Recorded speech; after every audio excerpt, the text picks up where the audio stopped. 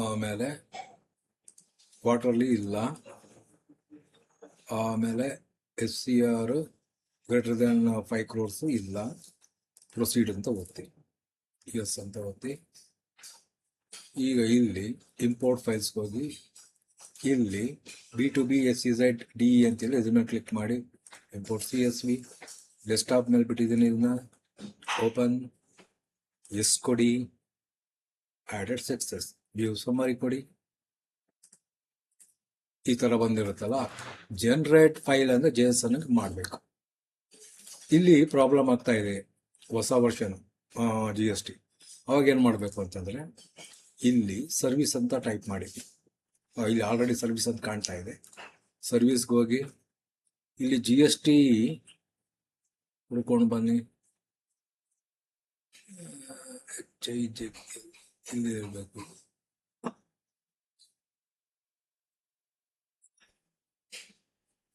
ಅಲ್ಲ, ಇದು ತಗೊಳ್ಳಿ.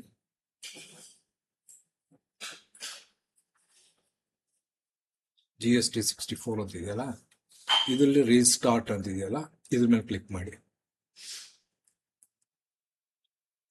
ನೋಡಿ, ಇದು ಮಾಡಿದ್ಮೇಲೆ JSON ಕ್ರಿಯೇಟ್ ಆಯಿತು. ಇಲ್ಲೇ ಪ್ರಾಬ್ಲಮ್ ಆಗ್ತಾ ಇದ್ದಿದ್ದು.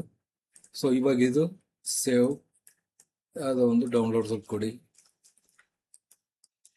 ಸೇವ್ ಕೊಡಿ, ಎಸ್ ಕೊಡಿ. ಸೊ ಈಗ ಇಲ್ಲಿ JSON ಡೌನ್ಲೋಡ್ಸ್ ಅಲ್ಲಿ ಜನರೇಟ್ ಆಗಿದೆ. ಈ JSON ಅನ್ನು GST ಪೋರ್ಟಲ್ ಅಲ್ಲಿ ಅಪ್ಲೋಡ್ ಮಾಡಬೇಕು. ಹೋಗಿ, ಆಗ ಆಲ್ರೆಡಿ ನಾನು ಫೈಲ್ ಮಾಡ್ಬಿಟ್ಟಿದ್ದೀನಿ, ನಿಮ್ಗೆ ಹೇಗೆ ಅಂತ ತೋರಿಸ್ತಾ ಇದ್ದೀನಿ. GST ವೆಬ್ಸೈಟ್,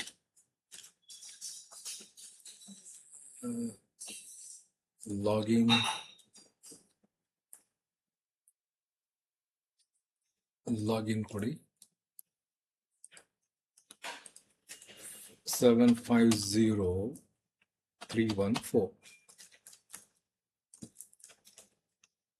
ರಿಮೈಂಡ್ ಮೈ ಲೇಟರ್. ಈಗ ಆಲ್ರೆಡಿ ಮಾಡಿದ್ದೀನಿ, ಬಟ್ ನಿಮ್ಗೆ ಒಂಥರ ತೋರಿಸ್ತಾ ಇದ್ದೀನಿ. ಈಗ ರಿಟರ್ನ್ಸ್ ಅಲ್ಲಿ ಡ್ಯಾಶ್ ಬೋರ್ಡ್ ಇದೆಯಲ್ಲ, ಇಲ್ಲಿ ಹೋಗಿ ಮೇ ತಿಂಗಳಲ್ಲಿ GSTR1 ಫೈಲ್ ಮಾಡಿಬಿಟ್ಟಿದ್ದೀನಿ. ಜೂನಲ್ಲಿ ಸುಮ್ಮನೆ ತೋರಿಸ್ತೀನಿ ನಿಮಗೆ.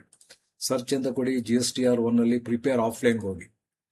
ಆಫ್ಲೈನ್ಗೆ ಹೋಗ್ಬಿಟ್ಟು ಚೂಸ್ ಅ ಫೈಲ್ ಅಂತ ಇದೆಯಲ್ಲ, ಇದ್ರ ಮೇಲೆ ಕ್ಲಿಕ್ ಮಾಡಿ ಡೌನ್ಲೋಡ್ಸ್ ಅಲ್ಲಿ ಈ JSON ಮೇಲೆ ಇದೆಯಲ್ಲ, ಇದು ಕ್ಲಿಕ್ ಮಾಡಿ ಓಪನ್ ಕೊಟ್ರೆ ಇಲ್ಲಿ ಬಂದ್ಬಿಡುತ್ತೆ, ಬಂದು ಅಪ್ಲೋಡ್ ಆಗಿರುತ್ತೆ. ನೆಕ್ಸ್ಟ್ ವರ್ಷನ್ ಆಮೇಲೆ ತಿಳ್ಕೊಳ್ಳೋಣ ಹೇಗೆ ಮಾಡ್ತೀವಿ ಅಂತ. ಅಪ್ ಟು ಇಲ್ಲಿವರೆಗೆ ತಿಳ್ಕೊಂಡಿರೋಣ.